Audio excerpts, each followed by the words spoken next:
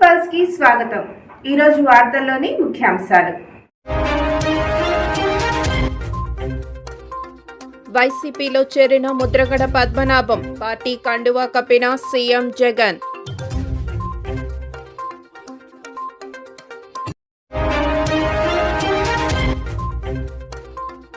ఏ పార్టీకి ఎవరెంతిచ్చారో చెప్పండి, ఎస్బీఐకి సుప్రీం నోటీసులు.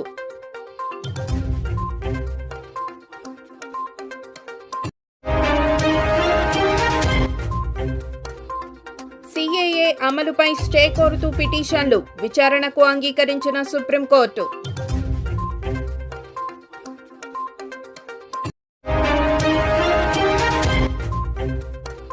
ఎన్నికల బాండ్లతో సొమ్ము చేసుకున్నారు, ప్రధాని మోదీపై ఖర్గే ఫైర్.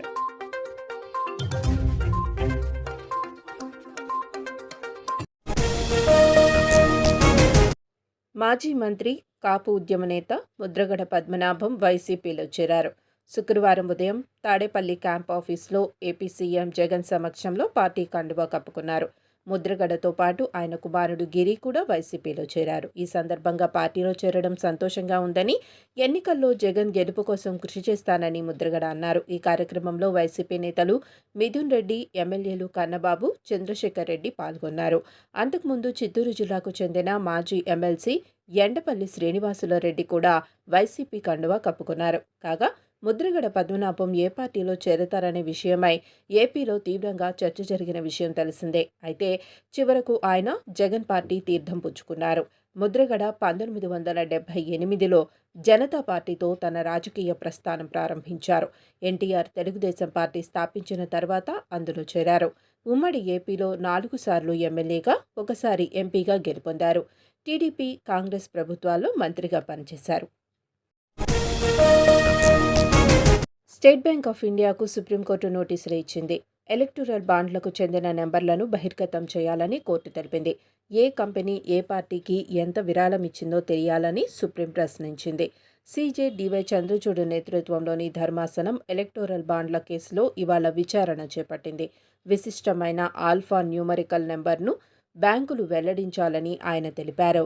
ఆ నెంబర్ ద్వారా ఆ విరాళాలు ఎక్కడికి వెళ్తాయో తెలుస్తాయన్నారు. బాండ్ల గురించి పూర్తి డేటాను ఇవ్వని ఎస్బీఐపై సుప్రీం సీరియస్ అయింది. ఎస్బీఐ తరపున ఎవరు వాదిస్తున్నారని, వాళ్లు బాండ్ల నెంబర్లను బయట పెట్టలేదని, ఎస్బీఐ ఆ నెంబర్లను వెల్లడించాలని సీజే చంద్రచూడ్ తెలిపారు.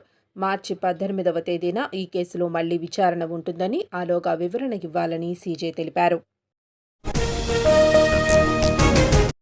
కేంద్ర సర్కార్ ఇటీవల నోటిఫై చేసిన పౌరసత్వ సవరణ చట్టం అమలుపై స్టే విధించాలంటూ దాఖలైన పిటిషన్లపై విచారణ జరిపేందుకు సుప్రీంకోర్టు అంగీకరించింది. ఆ పిటిషన్లపై మార్చి 19న విచారణ జరపనున్నట్లు శుక్రవారం వెల్లడించింది. సీఏఏ రాజ్యాంగ చెల్లుబాటును సవాలు చేస్తూ దాఖలైన పిటిషన్లపై తీర్పు వచ్చే వరకు ఆ చట్టం అమలును నిలిపివేయాలని కోరుతూ కేరళకు చెందిన ఇండియన్ యూనియన్ ముస్లిం లీగ్ ఇటీవల అత్యున్నత న్యాయస్థానాన్ని ఆశ్రయించింది. పాకిస్తాన్, బంగ్లాదేశ్, ఆఫ్ఘనిస్తాన్ తదితర పొరుగు దేశాల నుంచి భారత్కు శరణార్థులుగా వచ్చిన ముస్లిమేతరులకు భారత పౌరసత్వాన్ని కల్పించడమే లక్ష్యంగా కేంద్ర ప్రభుత్వం పౌరసత్వ సవరణ చట్టాన్ని తీసుకువచ్చింది. కేంద్ర హోంశాఖ ఇటీవలే ఆ చట్టాన్ని నోటిఫై చేసింది. అయితే దానిపై కొన్ని వర్గాల నుంచి తీవ్ర వ్యతిరేకత వ్యక్తమవుతుంది. ఇది రాజ్యాంగ విరుద్ధం, వివక్షాపూరితమైనదంటూ ఇండియన్ యూనియన్ ముస్లిం లీగ్ అభ్యంతరం వ్యక్తం చేసింది. ఈ చట్టం అమలును నిలిపివేయాలని ఆ పిటిషన్లో పేర్కొంది. అలాగే అత్యవసర విచారణ చేపట్టాలని కోరింది. మంగళవారం దీనిపై వాదనలు వింటాం. మొత్తం 190కి పైగా కేసులు ఉన్నాయి.